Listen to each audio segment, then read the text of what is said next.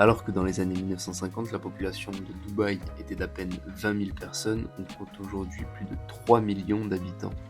Dubaï s'impose comme un modèle de réussite commerciale en pleine croissance avec un PIB par habitant qui a augmenté de 6,2% en 2021 et de près de 5% en 2022.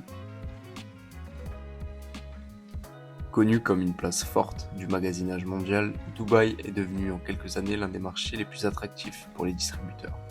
Elle est d'ailleurs la métropole à la plus forte concentration mondiale de magasins. Près de 30% de son PIB provient du commerce de détail. Dubaï est réputé pour ses centres commerciaux à imaginer comme des villes à part entière.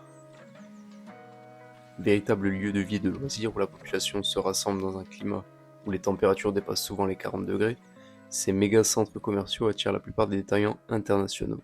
Le Dubai Mall, ouvert en 2008, compte par exemple plus de 1200 magasins sur 800 000 m² de surface commerciale.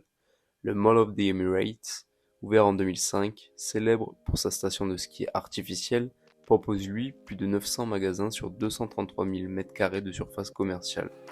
Par contre, si le visiteur peut être impressionné par certaines attractions, ces centres commerciaux apparaissent vieillissants et n'offrent pas véritablement une expérience de consommation à la hauteur des nouvelles tendances.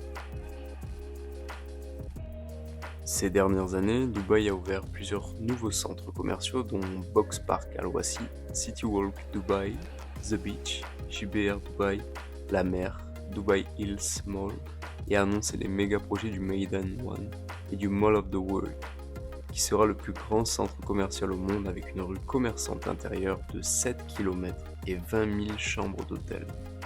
Dubaï tente ainsi de moderniser son offre commerciale en proposant des concepts de centres commerciaux souvent en plein air et à usage mixte.